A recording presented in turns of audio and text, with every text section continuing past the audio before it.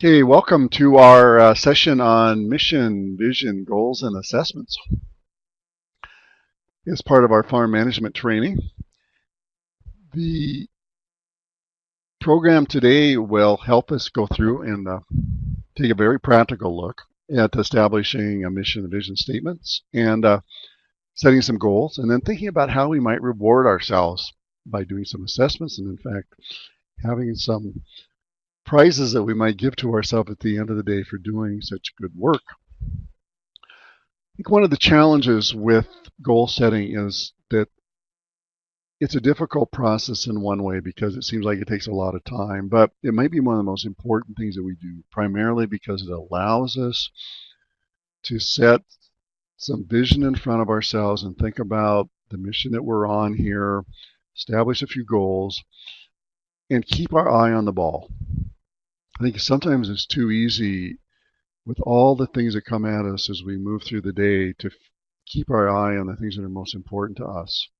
I think this process of establishing mission and vision statements and establishing goals helps us keep our eye on the ball, keeps us moving in the right direction without getting too distracted. For most of us, all we care about is if we're happy, and that comes down in many forms. Personally, we want to have a good physical and mental health. We want to have, good financial health as well. Hopefully, we have enough financial resources to feel secure, and many other things. Family and relationships with friends and so on all matter in our happiness equation. And the community side of that, we want to have a healthy social environment. We're very blessed in the United States to have basic freedoms.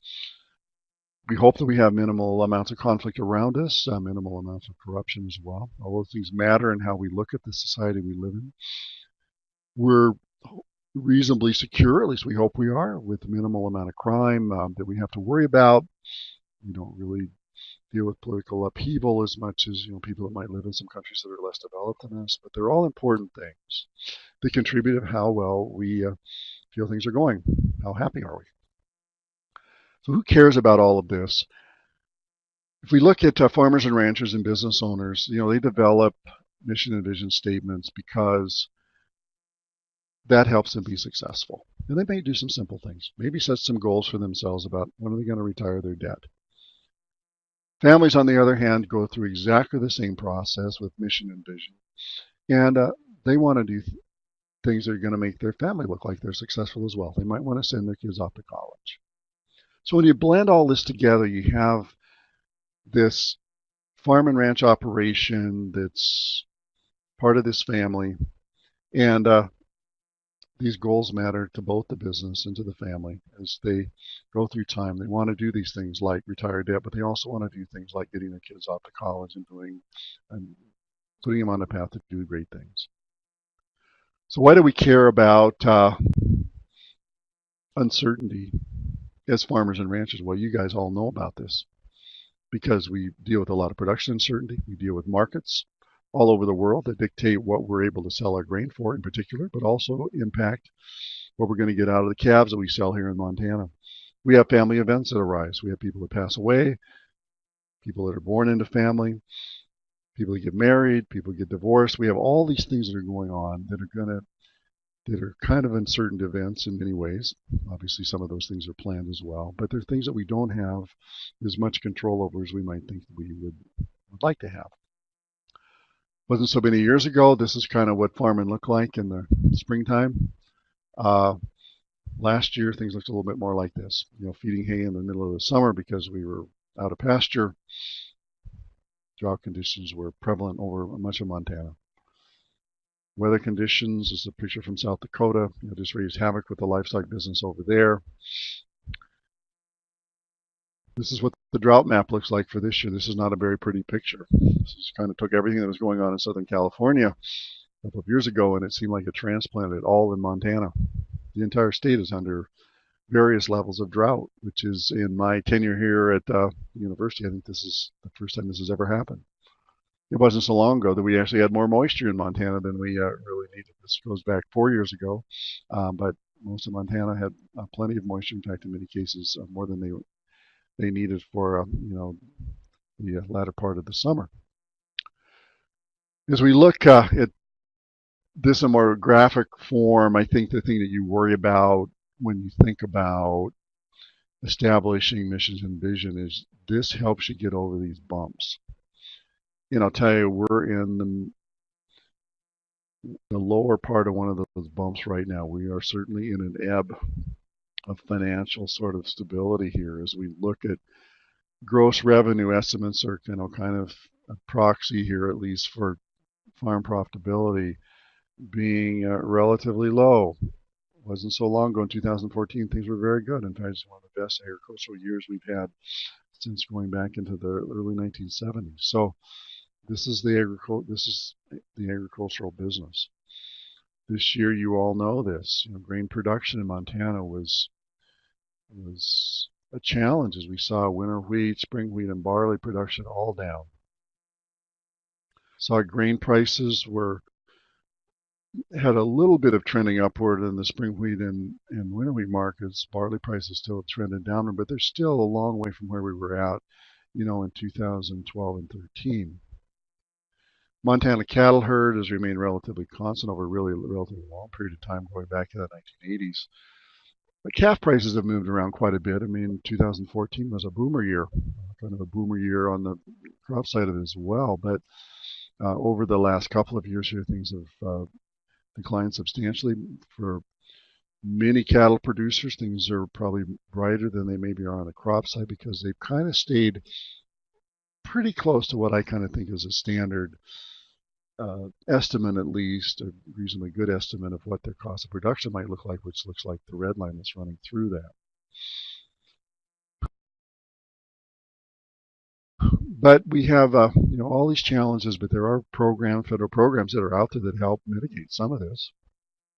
Farm subsidy programs through the price loss coverage and agricultural risk coverage and supplemental coverage option. This is all federal legislation in the Farm Bill that helps smooth out some of these ebbs and flows as we move through time, and especially helping in years when things are not so good. There are risk management programs that are out there as well that kind of take care of the risks that we have, especially on the crop side, but also to some degree on the livestock side, to share the risk with somebody else. So we're offloading it, but we're trying to say, hey, if things don't go so well here, we have something to fall back on. So what about these vision and mission statements? Well, Frank and Ernest here are putting together their mission statement. Looks like it's pretty primitive. They go out and do a little hunting and get themselves ready for winter, I guess. But the most important thing, and probably we're going to talk about this less than most other parts of this presentation, but I think one of the most important things you can do is to write a vision statement. And I'll have you do that here in a few minutes. We'll cover a little bit more material here. But the vision statement tells you where you're going. What is your aspiration that's out there for this farm and ranch business that you're running? What would you like that thing to be in 10 years from now? On the other side of that, there's the mission statement, and mission statements are equally as important. But I think they try to answer a little bit different kind of question. And the question that they kind of ask with a mission statement is kind of where have you been? Which I think is a little bit less important in some respects than where you're going. But at any rate, this is kind of your business's constitution. The standards that you live by, the criterion you might use for evaluation, how good a decision maker you are, etc.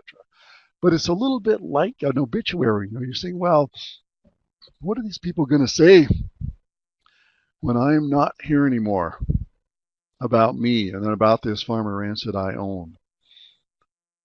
I think there's some reasons to believe that these things matter. This study of POWs that was done some years ago, and they found out that people that had some mission in front of them, or rather, at least had a constitution that undergirded what they thought and how they thought this world ought to work, were much more likely to survive being held in prisoner of war camps. So, not that farming and ranching is a prisoner of war camp, I'm not implying that at all, but it just gives you something to fall back on. And I think those things are really crucial. I suppose if you're identifying somebody that kind of has the corner on the market, Franklin Covey is probably one of those, and he's done lots of work in trying to help people do a better job of visioning and mission and writing mission statements. So if we think about this mission statements and an inner urge to pursue an activity or perform a particular service, when I think about these, I like to go through an assessment though with people. If you lay up, you can write down a statement, but then you need to go through and think about, does this really represent the strengths of this business that we're involved in? What are the weaknesses that might hinder our success? What opportunities appear to be on the horizon out there? And what, if I were to think about the threats, that could really change what we're doing on our farm or ranch, what might those things be? So those all have to be factored in as we think about moving ahead to try to state something like a mission. It's always good to answer these questions, and I think sometimes these are the much easier questions for farmers and ranchers to ask than they are for the downtown business people. So you're saying, what business am I in? Why are we here? Lots of reasons for that. And we get into a little bit of the visioning piece of this as well, because we're saying, well, where are we going to go with this thing? We're in the farming business to do some pretty noble things. It's the reason I think it's relatively easy for producers to think about what this might look like, because you're producing food and fiber. Not only for us in Montana here, but for the world.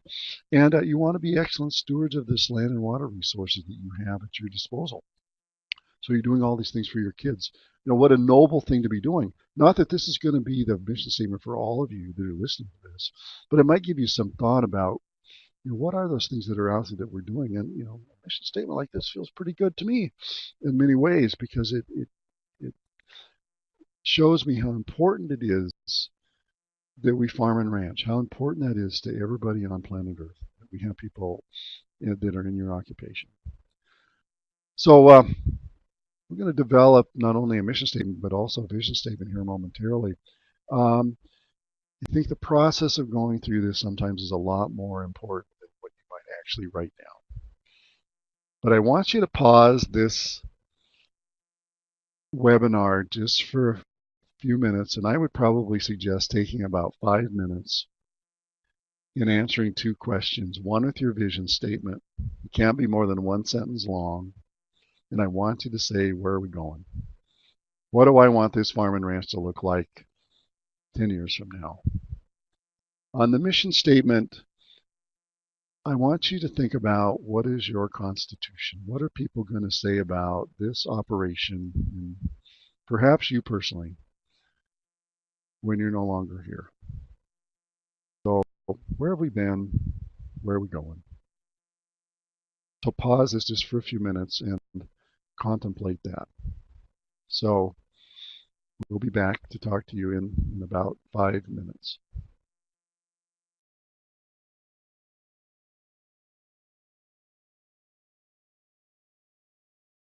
Okay, hopefully you've had some time to put into your vision and mission statements. And now we're going to get into the nuts and bolts of this. A mission and vision statement's no good unless you take the time to think about some goals and how you're going to achieve those things, and how you might go through and evaluate them and figure out what rewards you ought to be given for your good work. Of course, I'm goal-oriented, sir. I have exactly 2,763 days, 4 hours, and 2 minutes to retirement. Maybe a good goal. At least he knows where he's going. I'm not sure he knows what he's going to do once he gets there, but he does know where he's going. So goals are going to lean back a little bit on what we've just talked about with the mission and vision. So first off, good goals. Identify where you want to be, and the process helps you determine where you are. So the process part of that becomes critically important. Gives you important information on how you're going to get there. Tells you when you've arrived. I think people that are good at goal setting make sure that they have some deadlines that they want to reach. And it unifies your efforts, and hopefully unifies your energy, gives you lots of synergy as you kind of move forward to achieve these things. Goal-directed management is something suggested by the Covey people, uh, is a way of kind of directing what you're doing with the goals that you set. Goals, priorities, and management plans that you set in front of you cannot be viewed as resting in concrete. You're not out there chipping away in something that can't be changed. This is really important. These are living documents. You can change them tomorrow if you want, or maybe a year from now, or maybe 5 years from now. They need to be things that you revisit fairly often. Why is that? Well, human, physical, financial resources change. Market prices change. The entire farm economy now has gone through a substantial change, even over the last 2 years. Institutions change. We're in a debate right now about what some of our federal farm programs might look like. There's a big debate on taxes. So there's all this stuff that's out there going on all the time. As I said at the outset, setting some goals can help you weather all of this. If you know where you're going and you keep your eye on the ball and not all those other things that are going on around you, they really don't matter much. So they suggested updating goals periodically is really important. Updating goals add to your personal commitment and improve your capacity for effective management. Most importantly, they're all living documents that are going to allow you to be a better farm and ranch business, and probably a more family that has more happiness in it as well. As an economist, I think it's important that profit maximization is part of what you think about. I've done quite a few programs thinking about other goals that are out there. Unfortunately, if you're in a business venture, unless you happen to have a lot of money from something else, making that a viable business venture for you requires it to be profitable. Now, I understand that there's more to family and business than profitability, but on the other hand, I will caution you that running a business that is not profitable is not any fun. Nobody wants to do that. And the reality of it is that the thing that you love so much, that being this farm and ranch operations, it won't exist if it's not profitable. That's just the way our capitalistic economy works here in the United States.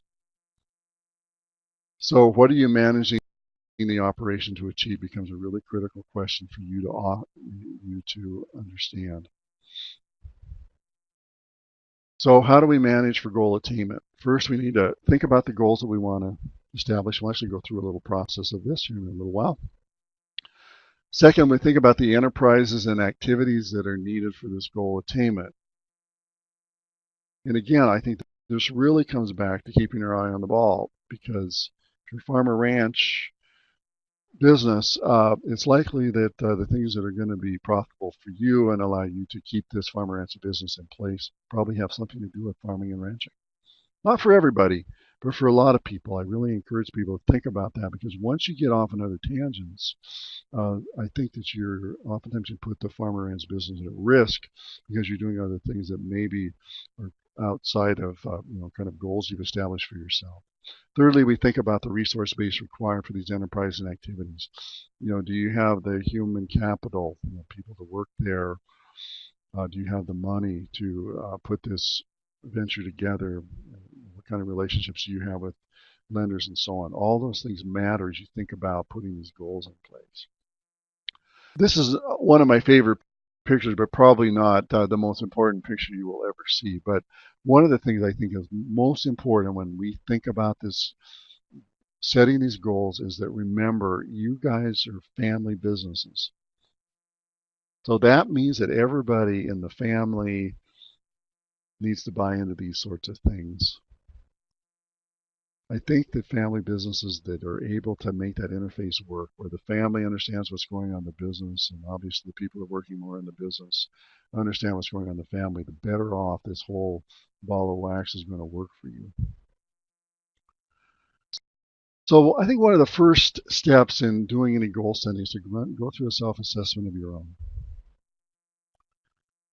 Self-assessment recognizes agricultural production and family life interactions and focuses on interests, skills, motivation, satisfaction for all members of this family and business unit. It's important, I think, that everybody maybe not really young children that are in the household that are maybe haven't attended school yet, but probably everybody else needs to have an opportunity to participate in a self-assessment sort of exercise. There's a handout that's available to you on the web called Farming and Ranching Self-Assessment. It takes you probably about 5 minutes or thereabouts to complete.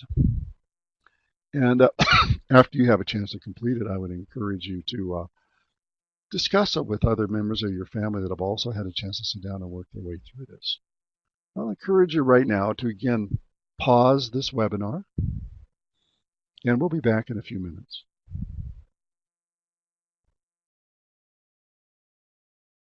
So what about this farming and ranching self-assessment? Wow, this looks like a pretty interesting way to go about determining essentially, is this farm and ranch business really for me? So you look at, there's kind of 3 sets of questions that are on this. We start off with the first one asking about, I'm glad my home is on a farm or ranch. To number 7, I enjoy the office work, just enjoy things that go on in the business of this farming and ranching operation. And then lastly, compared to others in the community. So you're taking the third set of questions here to kind of assess yourself in relation to the community that you're living in. So this gives you a chance to begin to think about how well you fit on this farm and ranch. And essentially going back to our very first slide of how happy are you in this farm and ranch business.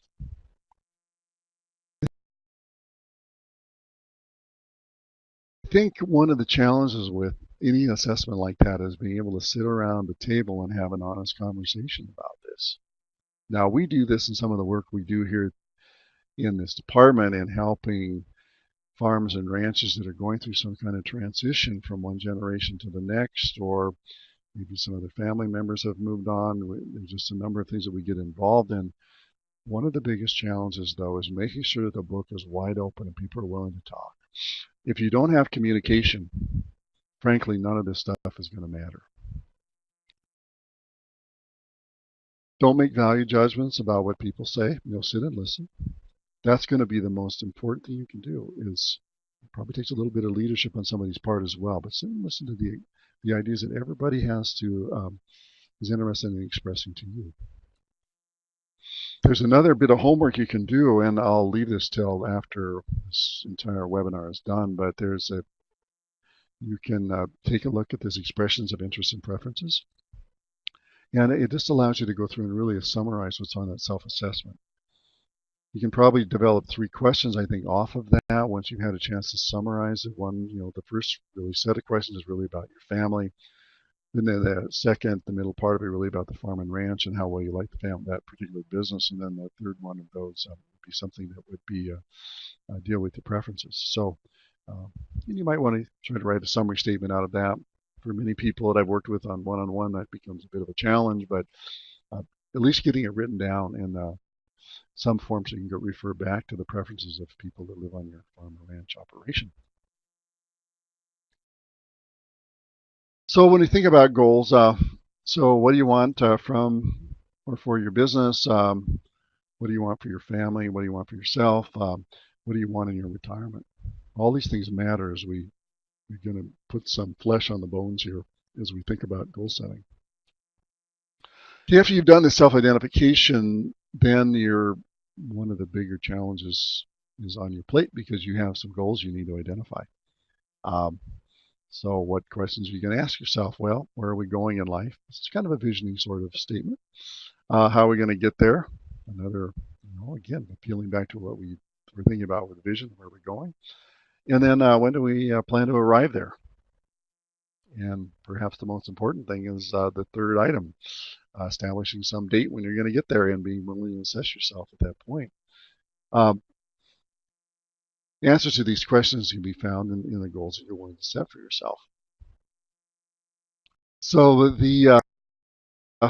once we have these goals identified, we'll have the job of setting up some priorities as well. I think that you're going to have some goals that are out there that are a little bit more of a long-term nature. Debt issues for many farms and ranches, especially new operators, might extend out there for 30 years. There's short-term goals become equally as important, though, because you want to make sure that the short-term goals that you establish also support the things you might want to do more long-term. So if you have really important long-term goals that have some financial sort of implications to them, you might want to make sure your short-term goals have a little bit of the same language to help you get there. So what are the characteristics of these goals? You want to have, statement of action, something you're actually going to go do. I'm not very sympathetic to people that write lengthy platitudes about what they're going to do without having any action statement in there. I think action's critical. As I said before, when you're going to get it done, could be some qualitative sort of thing you want to accomplish, like, adding some attribute to your farm and ranch that improves the quality of the output that you're producing there. In the long term, I think it needs to be believable, so you don't get people laughing at you. In the short term, it needs to have a time stamp on it, and it has to be something that's attainable. The worst kind of goals, or especially in the short term, that people set for themselves, are things that they don't have any reasonable probability of ever completing or ever attaining these things. These decisions have to reflect your own thinking, and there's nobody that can help you through this process other than yourself. You need to think about which goals are most important to your family well-being. Which goals are important to the life of the farm, and sometimes those might be in conflict with one another. Things that you think that you want to have in the household that resources need to be allocated to the farm instead. Which goals are going to aid the attainment of your long-run goals? Which short-term goals are going to support that? You need to take a look at which of these goals might be in conflict with one another. Which goals are essential irrespective of their impact on other goals. There's going to be those few things that are out there that are going to be just probably not quite etched in your sidewalk out in front of your house, but they're going to be that important to you that you're just not going to want to let them slip away. Let's go through and take a look at this goal setting process. We're going to follow, kind of a goal-directed management plan that we'll establish for ourselves here. So the first thing we need to do is identify the enterprises and activities we intend to undertake. So we're going to have a couple of these. One of them is going to be something that's very much, on the family side of the house. We're going to remodel a house. It's going to happen sometime between the 1st of January and the end of March. And we have a little bit of money out there that we can put into this, maybe $5,000. We're going to go to the bank and ask them to help us as well. So we're going to have that relationship we needed to, develop in some cases, but probably just, when talk to the same banker you've talked to about your operating loan. The management of that's going to be the wife in this particular case. Certainly doesn't need to be. And the labor is going to be the husband's going to kick in on this sum, and the is going to have to hire a contractor because your husband doesn't know how to do all this stuff. And what's the payoff going to be? Well, you're going to have more space. Your house is going to be a little bit more efficient, probably just a better place to live. Those are all good things. Second thing we're going to do, we're going to, branch out a little bit. We're going to plant some acres in with some canola. Could have put pulses or other things into this. What's the timing of that? Well, we're going to plant them in the spring and harvest them in the fall. It's going to take us about $6,000 worth of operating capital to, really putting some canola on some light ground that we've, traditionally followed. The husband's going to be responsible for this. It's going to depend on the family for labor. This particular operation doesn't have any hired labor, really. And what's the payoff? Well, hopefully some more money in your pocket, positive net returns, and the diversification in your cropping scheme, like, get you away from disease problems and other things associated with farming. So another exercise for you. I want you to identify some long-term family and farm and ranch goals. There's a couple handouts that are out there. Again, they're out on the web. You can do this as a homework assignment after we're done today.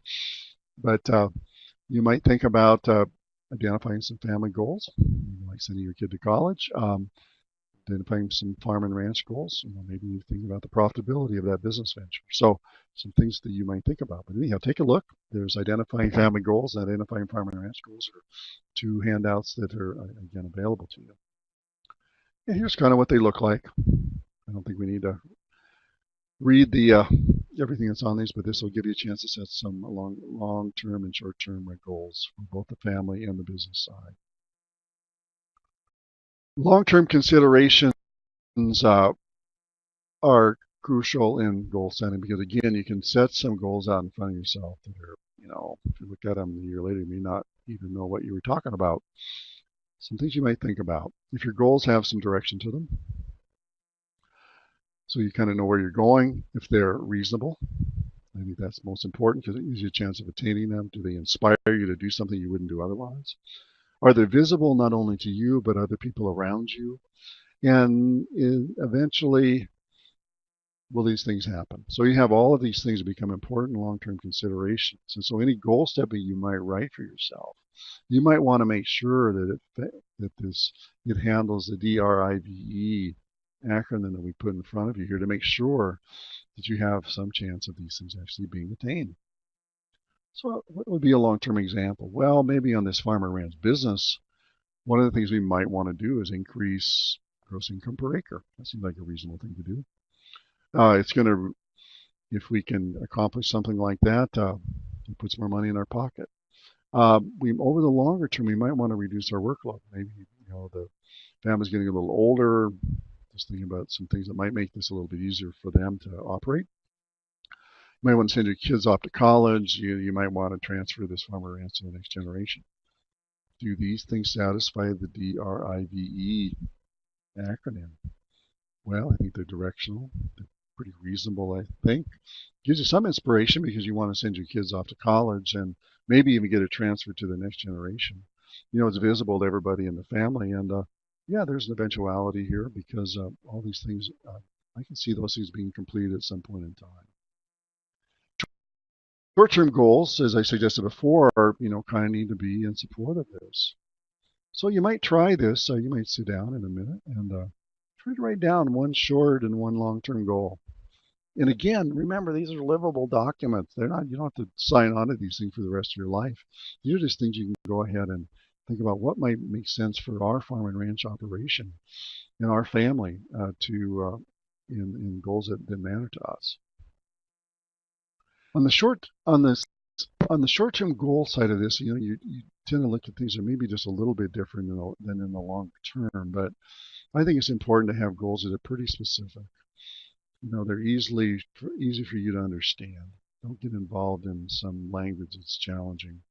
They need to be measurable, so you want to know whether you completed them or not. I like to see action orientation even to the things on long-term goals, but especially in short-term goals, you have to have an action statement that's there. Are they reasonable? Can you reward yourself for them? And again, we have a timing issue on the bottom of this. But we have another acronym that you can memorize called SMART that helps guide us through some of that. So what might a short-term goal look like? Well, maybe over the next year, we'd like to try to get our average winter wheat yield up. Of course, weather has to, cooperate with us here. You might want a contractor with a custom operator to come and help you put up some alfalfa hay so you can reduce your workload a little bit. That all makes sense. And you might want to schedule some succession planning meetings with a lawyer or an accountant to try to move down that path. So you have some things you're going to do here that are very specific, and either you do these things or you don't. That's not very hard to measure. You might want to think about how successful the meetings have been, but this allows you to begin working in support of your long-term goals by establishing some sort of short-term options. So take a look. When you write down your short and long-term goals, make sure they're consistent with one another.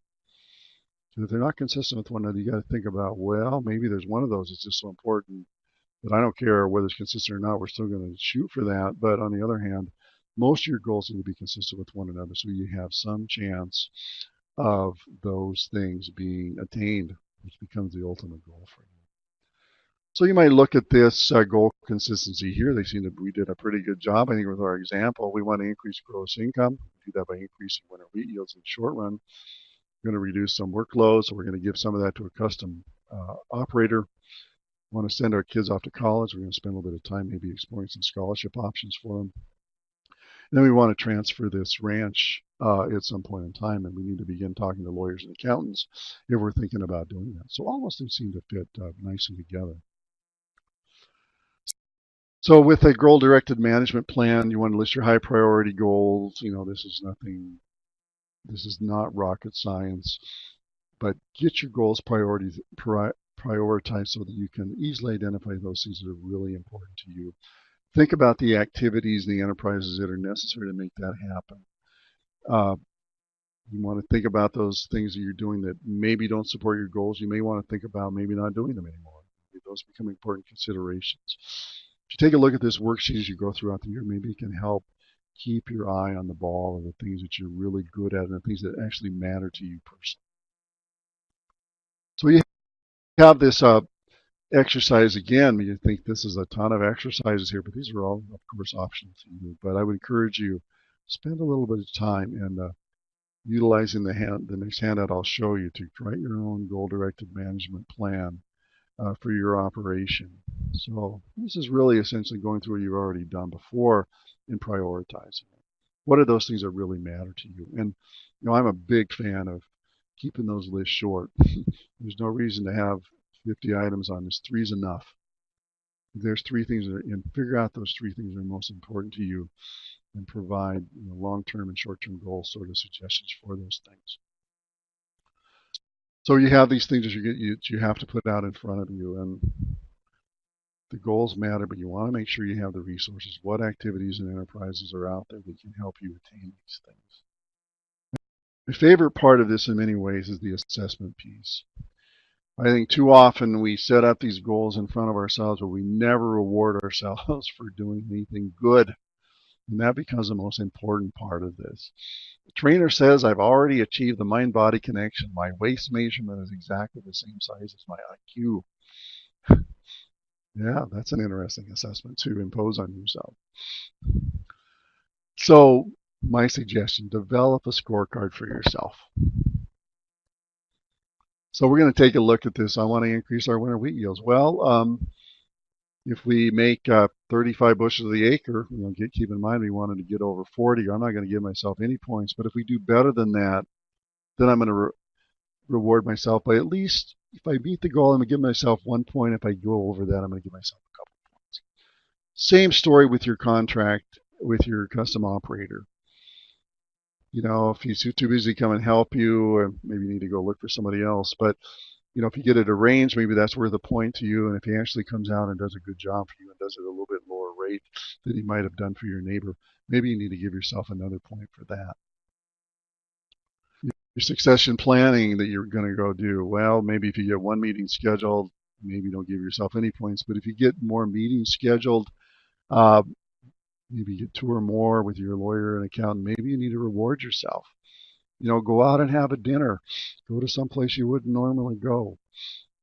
Do something that you can say, hey, we've done a heck of a job here, and we're gonna take some time to celebrate that.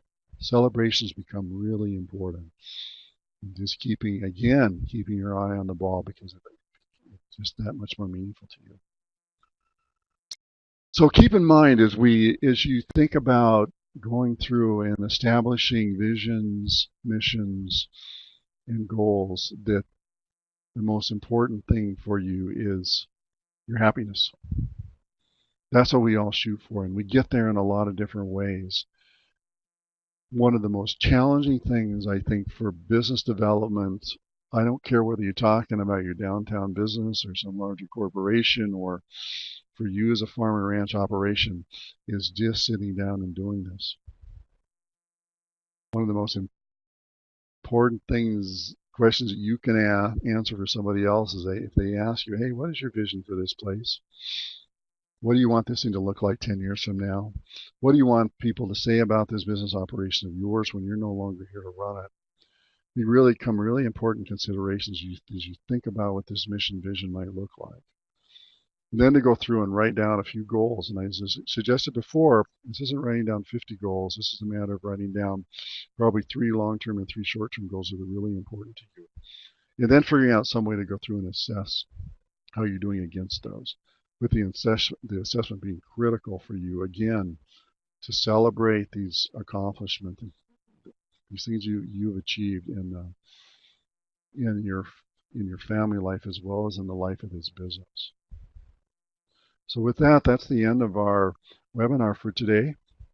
And I will be visiting with you on other webinars that have to do with such things as finance and public policy here in the next few days. So have a good day.